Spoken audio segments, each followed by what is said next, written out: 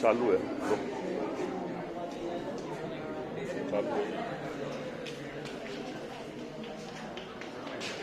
जैसा कि आप सभी को आज मालूम होगा कि आपके स्कूल के ईएलसी का फुल फॉर्म देखा आपने, इलेक्ट्रॉन लिटरेसी क्लब क्या है?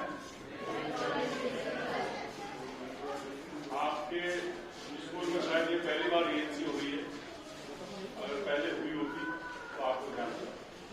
तो इलेक्शन डिपार्टमेंट के बारे में आपने सुना है, चुनाव आयोग के बारे में क्या करवाते हैं? चुनाव आयोग चुनाव कराते हैं। कौन से चुनाव कराते हैं? एक चुनाव आयोग होता भारत सरकार का और एक चुनाव आयोग होता राजस्थान सरकार का। भारत सरकार का जो चुनाव आयोग है, भारत निर्वाचन अधिकारी जो है, वो कराते हैं चुनाव आपके एमपी और एमएलए के, सांसद के और विधायक के चुनाव, ठीक है ना? उसमें चुनाव देने के लिए कम से कम कितनी उम्र होनी चाहिए?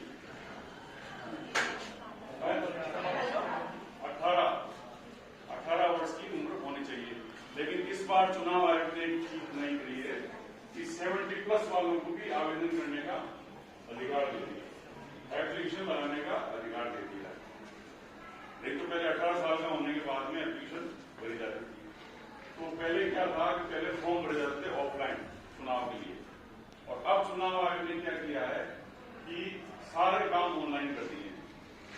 और ऑनलाइन किए हैं तो आप जानते हैं, पुराने जो लोग हैं, अपने माता पिता हैं, वो नेट चलाना और एप्लीकेशन के बारे में नहीं जानते, लेकिन अपनी जो युवा पीढ़ी है नहीं, वो सब जानते हैं कि कौन सी एप्लीकेशन पे क्या चीज होती है। तो इसके लिए जो है इलेक्शन डिपार्टमेंट ने आप सबके लिए घर बैठे ये काम किया है सुलभ, कि आप घर बैठे अपना फॉर्म भर सकते हैं इलेक्शन के लिए। और वो फॉर्म इस एप्लीकेशन भर सकते हैं, उसका नाम है वोटर हेल्पलाइन मोबाइल ऐप, जिसको आप डाउनलोड कर सकते हैं गूगल प्ले स्टोर से। और दूसरी है, आपके गूगल पे जाकर के आप अगर साइट पे जाकर करेंगे तो वो है ndkc.in, national voter service portal. और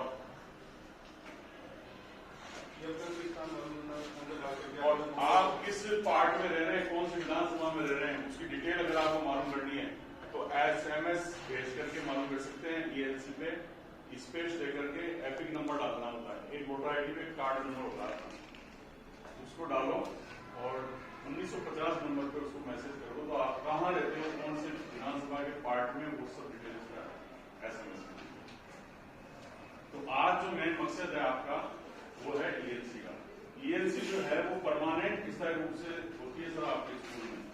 अब तक आपके स्कूल से कोई डेटा गया नहीं था इलेक्शन डिपार्टमेंट में, तो ऑर्डर तो निकल गए ईएलसी के आज 5 तारीख के, लेकिन कोई डेटा नहीं जाने की वजह से आपका ईएलसी का नाम नहीं था उसमें। तो अब ये है कि जो प्रधानाध्यापक है मैडम, तो वो भी इसमें मेंबर, और एक हिस्ट्री के या पॉलिटिकल साइंस है, हिंदी की मैडम है हेमंत का, वो यहाँ मौजूद है। तो आप भी सीखना मैडम अभी ऑनलाइन किस तरीके से होता है वोटर हेल्पलाइन में। तो ये जो ईएलसी क्लब बनाया जाता है, ये भारत निर्वाचन आयोग के द्वारा बनाया जाता है, और आपका रिपोर्ट हमारे पास रहता है पूरा इलेक्शन डिपार्टमेंट में। तो जिस भी बच्चे को एप्लीकेशन डाउनलोड करने में या मतदाता फिलअप करने में कोई प्रॉब्लम है, उसके लिए आप लोगों को देखिए क्या आप उसको समझ रहे हैं। तो हमारे बीच में हमारे बीएलओ साथी है गौतम जी, वो प्रकाश डालेंगे एप्लीकेशन पे। आप थोड़ा सा मोबाइल खोल के इनको बताओ कि एप्लीकेशन गूगल प्ले स्टोर से कैसे आप मोबाइल में आपका प्ले स्टोर आप जानते हो, मोबाइल खोल के चलाते हो, इससे कोई बड़बड़े समझ आएगी। तो प्ले स्टोर आप सब जानते हो, कोई भी ऐप डाउनलोड करते हैं तो प्ले स्टोर पे आप करते हैं, तो उसमें आप ये voter helpline mobile app type करेंगे तो वो खुल जाएगा। वैसे ये प्ले स्टोर में खोला, इसमें अपने वोटर PH कर दे, वोटर हेल्पलाइन टाइप करेंगे, वोटर हेल्पलाइन ऐप, तो इसमें आ जाएगा वोटर हेल्पलाइन ऐप आ जाएगा। तो जिसको आप क्लिक करेंगे तो ऐसे करके ये उंगली बना हुआ एक चित्र दिखना आपको, ये चुनाव आयोग का सिंबल है, जिसमें वोट डालने वाला सिंबल लगा हुआ,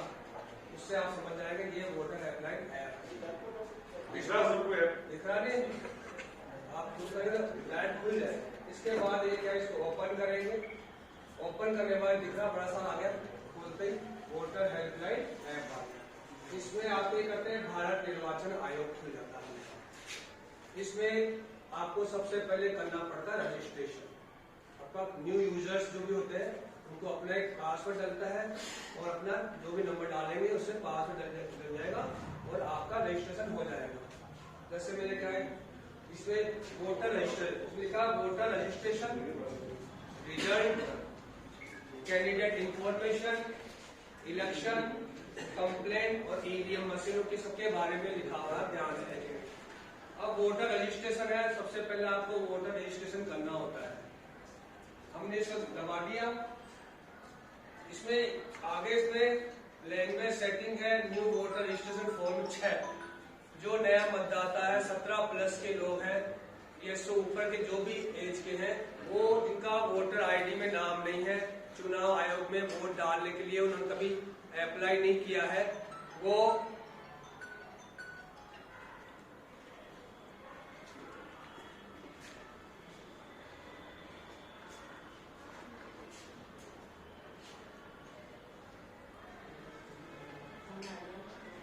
इसमें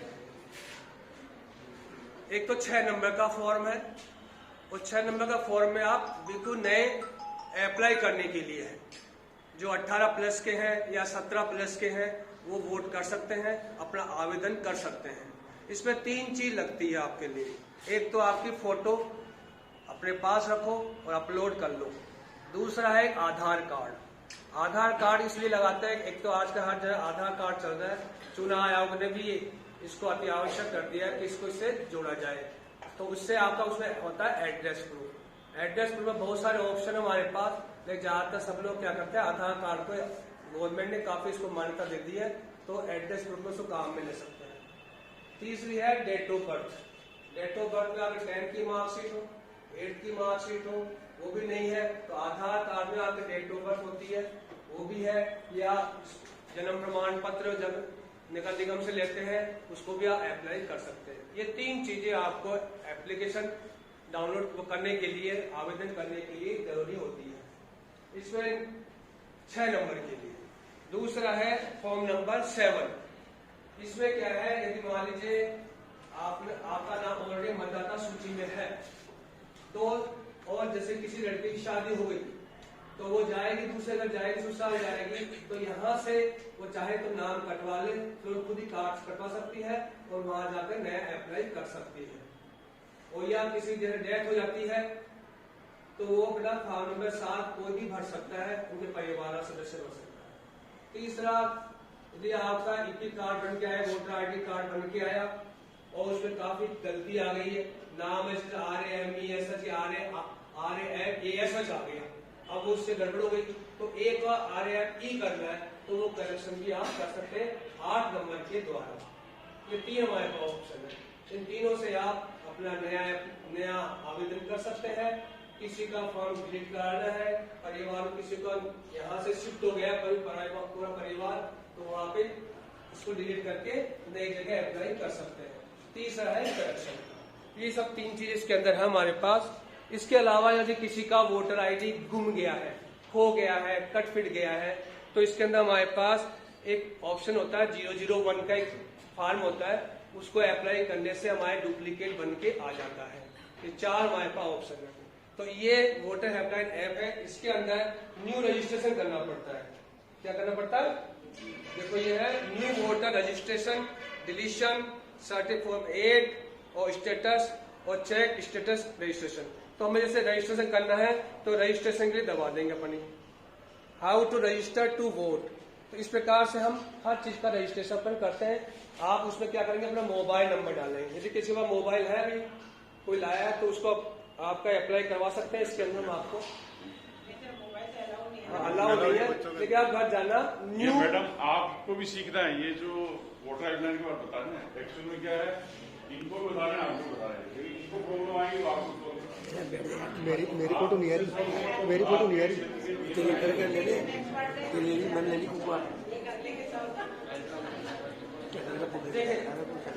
फॉर्म नंबर 6 आपने क्लिक किया, बंद कर रहा हूँ, वापस कर रहा हूँ। ये है वोटर रजिस्ट्रेशन।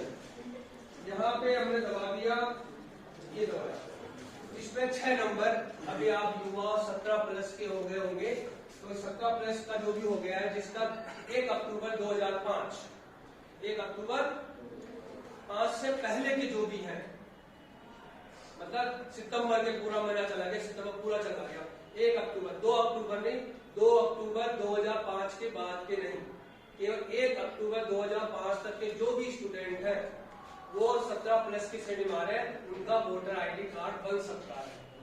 2 अक्टूबर का नहीं, 3 अक्टूबर का नहीं, 1 अक्टूबर, और इससे पहले के कौन सा महीना है, सितंबर, अगस्त, जुलाई, पीछे के सारे माने जाएंगे, वो अप्लाई।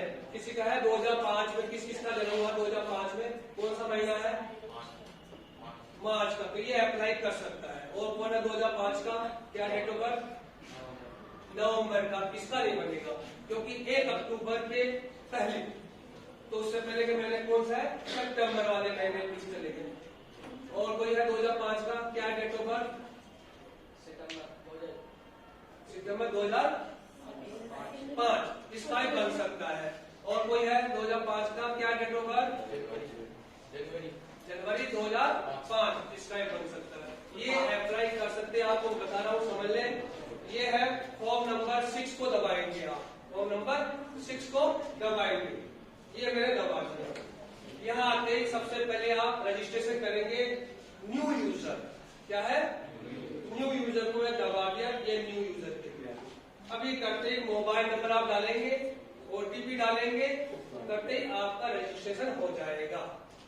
उसके बाद वापस आप फॉर्म नंबर 6 दबाएंगे, क्योंकि आपका रजिस्ट्रेशन हो गया। अब उसमें जैसे जैसे नाम मांगते जाते हैं, इंग्लिश में आप टाइप करेंगे, तो सेकंड वाली लाइन में हिंदी अपने आप कन्वर्ट हो जाएगी। यदि हिंदी में कोई दिक्कत आ रही, गलत हो रहा है, तो आपका जो इस बोलने से भी अपने आप वो ले लेता है। और उसमें 3 चीज अपलोड करनी होती है, एक तो फोटो, एक एड्रेस प्रूफ में आधार कार्ड हो तो वो, और तीसरी चीज है आपका डेट ऑफ बर्थ। वो करने के बाद कंफर्म आता है, कंफर्म दबाते ही एक रेफरेंस नंबर आता है, उस रेफरेंस नंबर से आप समझ जाएंगे कि आपका कंप्लीट काम हो गया है। बिल्कुल सिंपल प्रोसीजर है। मैं कई बच्चों को बताया है, मैं स्कूल में भी बताया था, बच्चे समझ में आ रहे हैं। आपको कहीं बड़ी क्लास के हो, इतने एक्टिव हो, तो आप तो हमसे ज्यादा मोबाइल में ज्यादा सुपर हो, क्योंकि हमें इतना नॉलेज नहीं, हम तो हमें जितना बताया उतना ही काम करते हैं। हम तो हमारे बच्चों से पूछते हैं, बेटा ये कैसे मुझे आया नहीं, क्या हो गया, ये कैसे करना है, हमको इतना पता नहीं होता। लेकिन आज तक की युवा पीढ़ी इसमें हमसे ज्यादा मास्टर 20 है, हम उनसे समझने की कोशिश करते हैं। ठीक है, हेलो। एक चीज और इसमें एक फॉर्म नया और ऐड हुआ है, वो है 6B फॉर्म। 6B फॉर्म क्या है, वो है आधार से लिंक करने का। जैसे आपके माता पिता के वो कार्ड बने हुए, इलेक्शन कार्ड, उनको आधार से लिंक करना भी जरूरी है। वो भी इसी में ही है, वो भी इसी के अंदर है 6B। 6B में जैसे आप जाएंगे तो आपका फादर मदर जो भी है उनका वो कार्ड नंबर मांगेगा, जो TZB सो लिखा हुआ है, वो कार्ड नंबर डालते, वो आधार नंबर मांगेगा, उनका आधार नंबर डाल दो और आधार की फोटो अपलोड कर दो, तो वो उससे रजिस्टर हो जाता है। किससे, आधार से। उसके कई फायदे ये हैं कि आपके माता पिता के नाम से कोई दूसरा डुप्लीकेट कार्ड नहीं बना सकता, ठीक है ना, उससे आपका कार्ड भी सिक्योर हो गया। और उस नाम से या उस फोटो से कोई दूसरा कार्ड बनता है तो बन नहीं पाएगा, क्योंकि वो आधार मांगेगा। और आने वाले कुछ समय में सारे जो कार्ड है आपके इलेक्शन कार्ड, वो आधार से लिंक हो जाएंगे। और आधार से लिंक होने के बाद जो आधार नंबर एक बार डल गया जिस कार्ड पे, वो उस आधार नंबर को दोबारा डाल नहीं सकता। तो एक तो आपका सिक्योर हो गया कार्ड।